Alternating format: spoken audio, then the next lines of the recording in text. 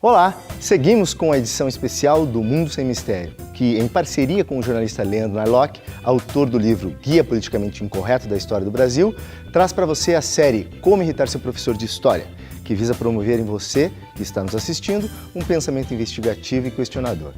Nesta sexta parte, você vai conhecer personagens fascinantes da escravidão brasileira. São histórias muito interessantes, algumas até mesmo difíceis de acreditar que de fato aconteceram, mas aconteceram. Olha só.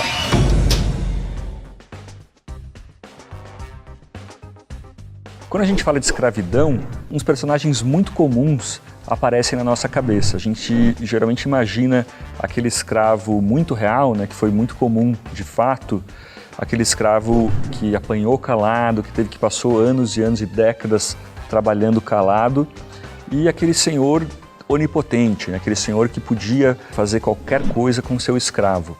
Isso acontecia sim, mas cada vez mais os historiadores estão vendo que não era exatamente dessa forma. Existe uma teoria que fala da coisificação do escravo. É uma teoria que fala que o escravo ele não tinha nenhuma ação, ele não era protagonista de uma ação. Em muitos livros didáticos, os escravos eles só aparecem na voz passiva, eles são humilhados, trancafiados, traficados, obrigados a trabalhar, violentados. Hoje em dia, os historiadores estão vendo cada vez mais que os escravos, dentro do limite ali do estigma da cor, eles conseguiam sim ter ações, protagonizar ações, criar estratégias, tentar arranjar um jeito de conseguir uma vida um pouco melhor, um pouco menos sofrida, ou às vezes conseguir sua liberdade, né? E muitas vezes essas ações não iam contra a instituição da escravidão. Por exemplo, olhem esse caso, o José Francisco dos Santos, um homem chamado Zé Alfaiate, esse era o apelido dele. Em 1830, o Zé Alfaiate conseguiu a liberdade, ele era escravo em Salvador, provavelmente ele era um alfaiate, né? Como já diz o nome. Em 1830 ele conseguiu a liberdade. Ele comprou a alforria ou ele ganhou a alforria de alguém, não se sabe.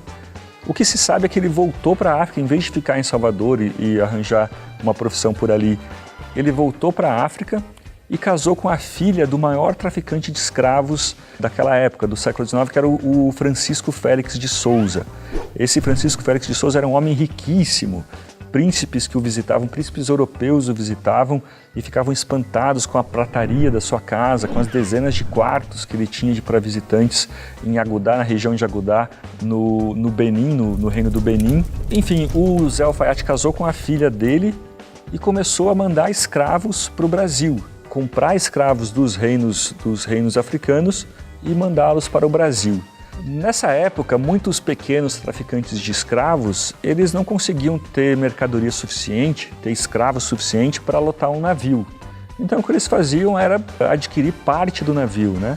Isso dava um problema, gente, que era o seguinte: como eu falei, 5 entre 10% dos escravos morriam na viagem. Se um traficante de escravos estava levando seus escravos e o outro estava levando outros escravos, se algum deles morresse no caminho, na travessia do Atlântico até o Brasil, como é que você ia saber qual escravo era o seu? Os traficantes resolviam esse problema com uma forma muito cruel, uma forma muito dolorosa, que era marcando seus escravos a ferro incandescente, como se faz hoje em dia com gado, né? Então existe uma carta comercial, o Zé Alfaiate ele escreveu várias cartas comerciais e fazia cópias dela, guardava cópias delas em casa.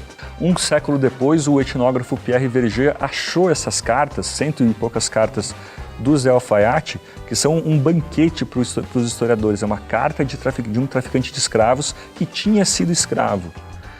Então, numa dessas cartas, o Zé Alfaiate ele conta que ele teve problemas ao marcar os seus escravos. Ele diz o seguinte: Ajudá, 22 de outubro de 1845.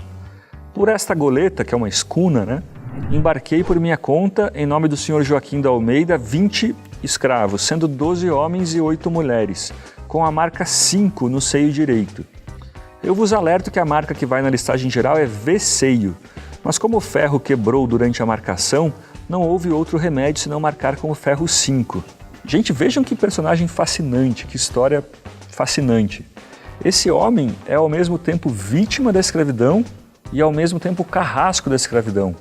Ele sofreu as piores coisas da escravidão, né? Foi capturado na África, foi mandado num navio negreiro, foi submetido a trabalho forçado por muito tempo no Brasil, mas depois ele virou um carrasco, né? Ele praticou talvez o ato mais terrível de toda a escravidão, que é marcar a ferro incandescente a pele dos escravos para saber a quem pertencia cada escravo. Então isso ensina um pouco para a gente como a escravidão era diversa, né? Como a gente tem diversos personagens que às vezes essa ideia de bem, de mocinho e bandido, às vezes se misturam no mesmo personagem. Ótima história, não é mesmo? Comenta aí o que você achou, vamos ficar felizes em saber a sua opinião.